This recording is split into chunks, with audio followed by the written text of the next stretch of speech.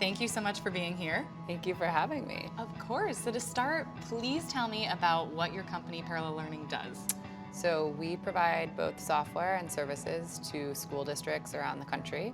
We work specifically with their special education departments. So in K through 12 districts, you have general education, and then you have special education, which is about roughly 15% of students who usually have a learning or thinking difference, mental health challenge, and we basically staff school psychologists, speech therapists, special ed teachers, a whole host of different professionals who work directly with students to make sure that even this most complex students are set up for success in the district.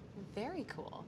So now, if I'm an educator logging onto your platform for the first time, can you walk me through like all the options I would have? Yeah, so we actually have our own network of amazing providers of all different backgrounds who we actually place within school districts. So typically it starts a step before where schools come to us saying, we're in great need of speech therapist or a school psychologist. We have this many students who have an IEP or an individualized education plan that says that students need a specific service required. But due to teacher staffing crisis and so many other elements of what's happened in the past couple of years, special education has been a historically very hard area for school districts to staff. Yeah. There's a lot of turnover. There's a lot required generally of special education teachers in terms of credentials needed. Many of these are clinical professionals as well, and they're working in a very siloed environment within the school. So again, just a lot of turnover paired with what we've seen with all teachers in general over the past couple of years. And so with that, schools come to us usually in need of an actual service provider. And once they actually sign up with Parallel, what they're given is both that actual service provider or a number of providers who are able to work with the students through their unique needs. And then the platform component is this proprietary platform that we've built to really help support all of the sessions taking place. So we've worked with the largest publishers of various different curriculum for students with learning and thinking challenges, so we can ensure that all of those students are working through really the best possible exercises and curriculum for them, and that all of our providers have instant access to all of that curriculum, as well as a lot of other tooling actually that's frankly more provider-centric to make it easier for them to deliver these services both efficiently and really effectively to drive the best possible outcomes for students. And then finally, a lot of tracking and support for school districts to keep track of, those students and how they're trending towards their IEP goals, even just who's shown up to classes and who hasn't, and so on. So a lot of data for the district side as well. Wow, a lot of different facets. We have a lot of different stakeholders that we're working with, but with the ultimate goal of obviously making sure that as many students as possible are getting really the services that they need to be successful in life. So I want to hear about the why. Tell me about your founding story, how this came about. Well, I'll start with I have dyslexia and ADHD, so I fall very squarely into the population of students that we now work with here at Parallel.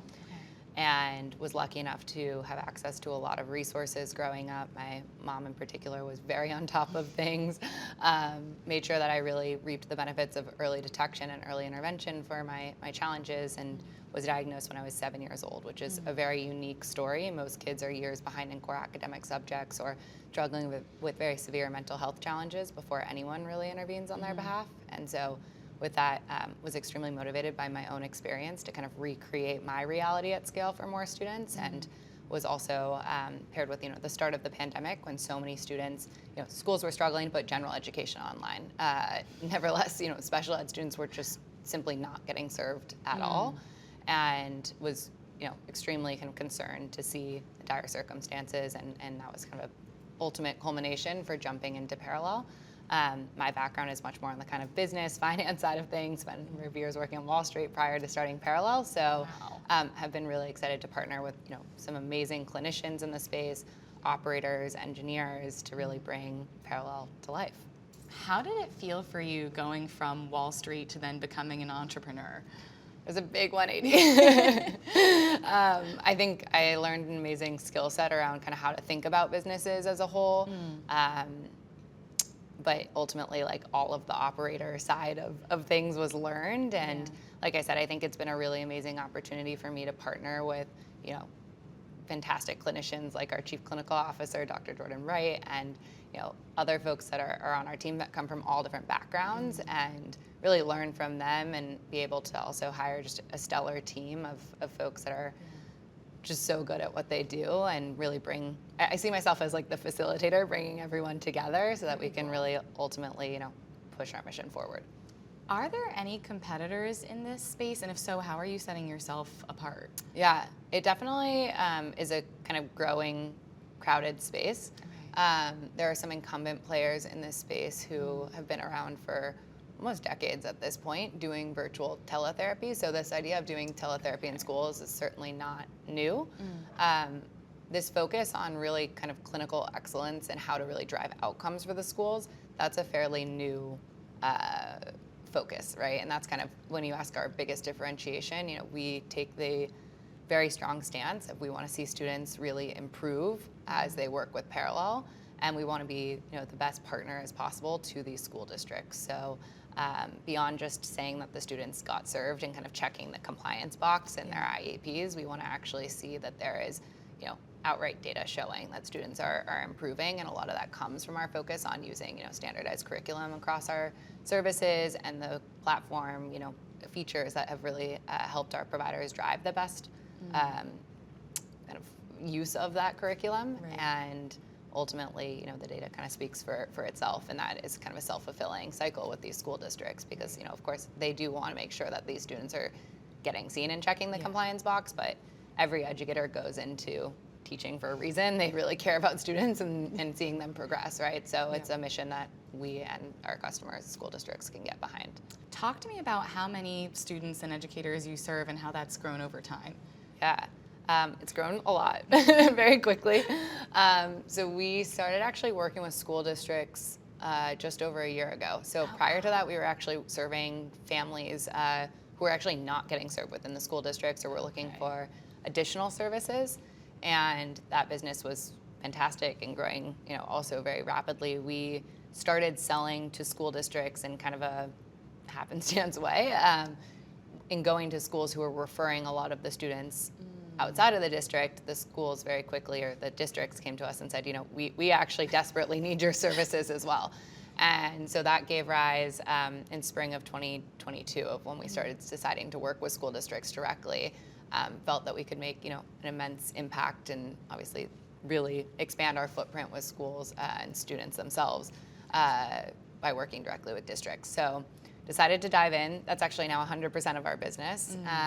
It's been an absolute joy to work with districts across the country. We're in 15 states at this point, serving thousands of students per month, doing both psychological assessments, speech assessments, mental health assessments, and then also doing the kind of ongoing services, so things like speech therapy, special ed teaching, and so on. So really becoming this kind of full stop provider, partner, I should say, for school districts. Very cool. How do you think having a platform like this, back when you were growing up, would have changed your experience? Yeah. I think I'm lucky to say in that I actually had access to a lot of the kind of resources that we're now providing via Parallel. Most students do not. And that is really where the motivation came, was to, again, really kind of recreate my reality for more students. I was very lucky in that my parents went out of the way to make sure I had the best resources. I went to schools where people were very well versed in what it was like to be dyslexic.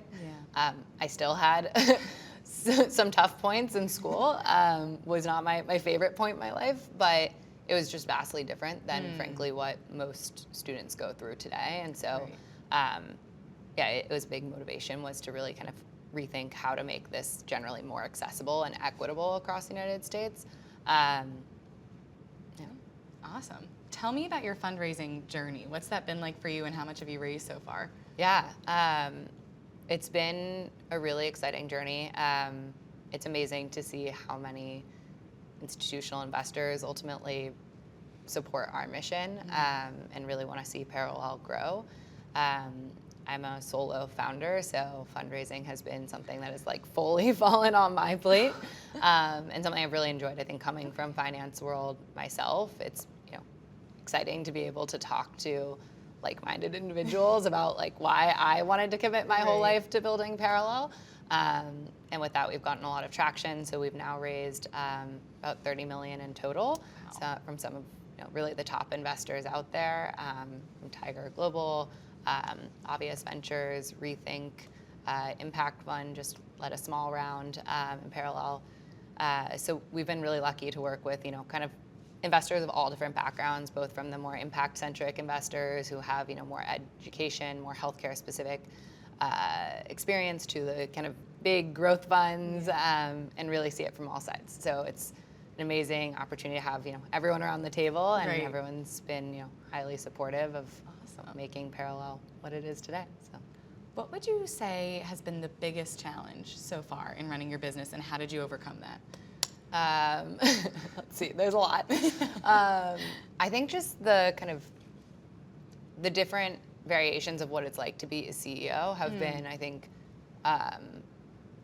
difficult points to navigate, especially as a first-time founder, first-time CEO. As I said, I don't come from kind of operations side, or I had never worked really, truly inside of a startup. I had actually started a company while I was in college, but a very different size and scale. So I think kind of that navigating from, when you're trying to find product market fit and you're so product focused and you're like deep in the weeds with all of the services, and it's very clear cut what it takes from get to point A to point B, and it's a frustrating time, but it's a very different time than say post kind of product market fit, like you've raised your Series A, so on, and you're kind of like, okay, now I'm dealing with a lot of like more kind of strategic conversations. I'm managing employees. I would say, like, if you make me choose one, like managing people, I think has been definitely the biggest kind of growing moment for me.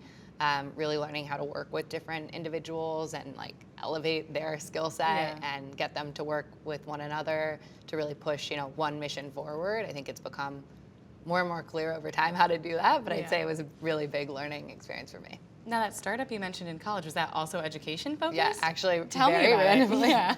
Yeah. Very, very small scale, but was a tutoring company. There was some like software stuff we were working on as well. Nice. Was a really fun experience. Like, I grew up in San Francisco, wanted nothing to do with tech and startups, and then of course, like day one on campus in college, I was like, oh, startups and like Entrepreneur Club and all this stuff. So.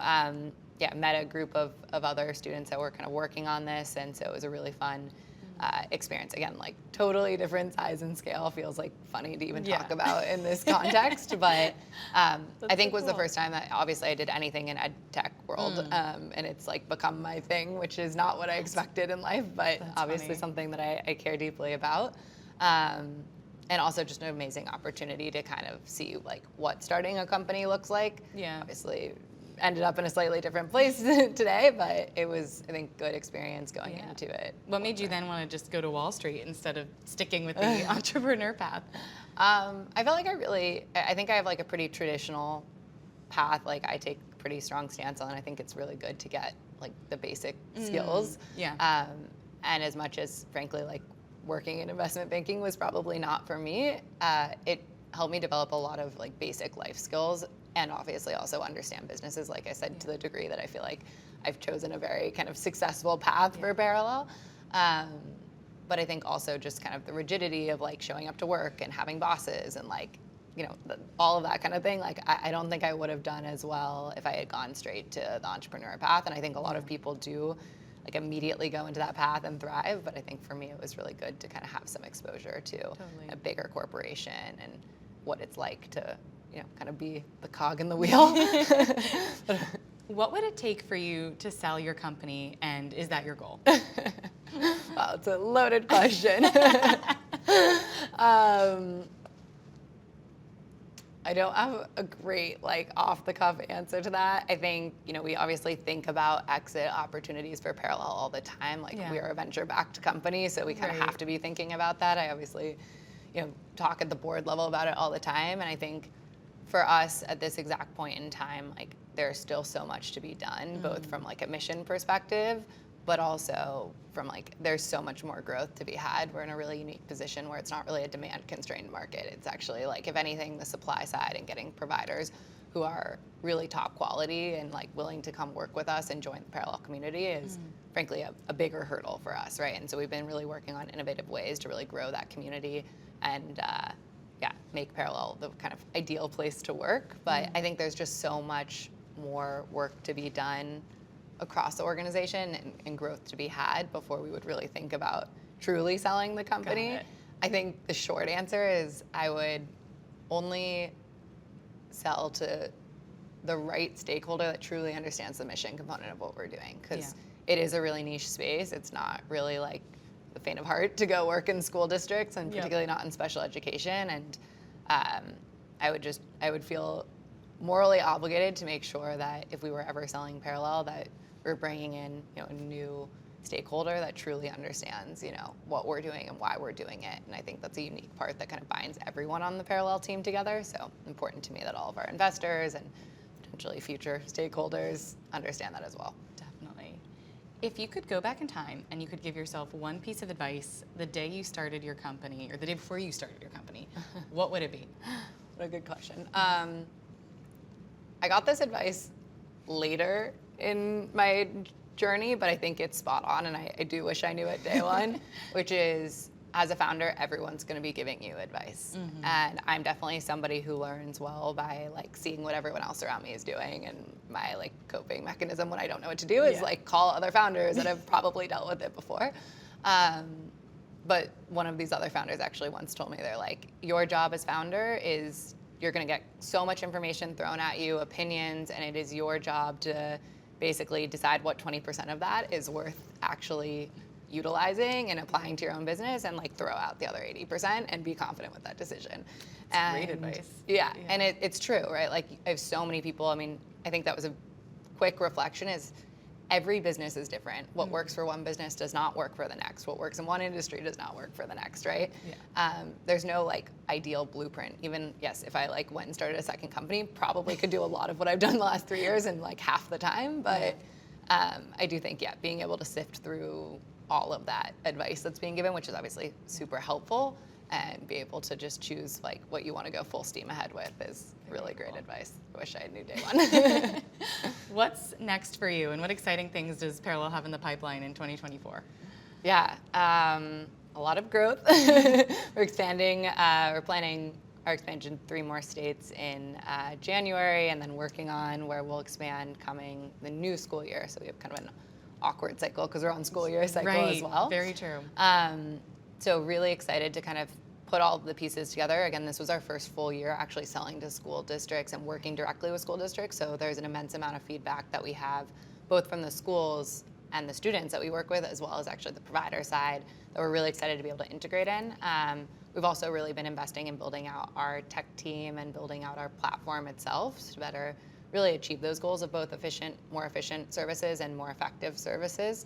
That effective piece, I think there's just so much opportunity, especially actually as the world progresses and we talk about AI and all of the exciting things on the horizon there. I think there's so much opportunity to take really developed curriculum that have decades of science behind them and figure out even more effective ways to actually teach students. So are you thinking about AI as you go about? Are you using it already, or how does We're not using it. We're starting to explore it. I think from a workflow perspective, it's obviously top of mind. How do we make, take some of the burden off of providers, right? A lot of the day-to-day work that providers are doing is charting notes and stuff, right? So some kind of obvious ways that I think a lot of healthcare industry is kind of looking at how do you, improve upon that workflow. But I think where it gets kind of more exciting and more innovative, and where we're just barely scratching the surface, is I just think in the realm of education, there's so much opportunity for how you can apply some of these newer innovations to ultimately helping students actually learn curriculum better and more effectively and driving better outcomes, because that's obviously what we're here doing. One last question for you. What would you like your legacy to be? Ooh.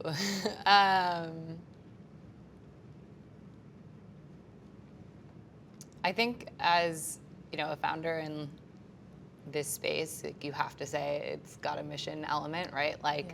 Obviously everyone that works for Parallel, it's great that we're a venture-backed company and we're growing quickly, and the business success is part of it. But I think more than anything, that actually means that we've done really a lot of good in the world, and that we've really helped change the trajectory for students just like myself, that frankly, if I did not have access to resources that I did early on, I would not be sitting here today.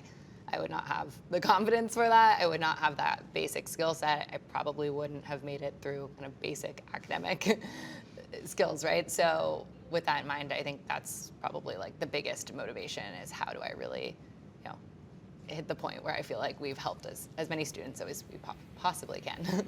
Excellent. Well, Dana, thank you so much for sharing your story with me. Thank you.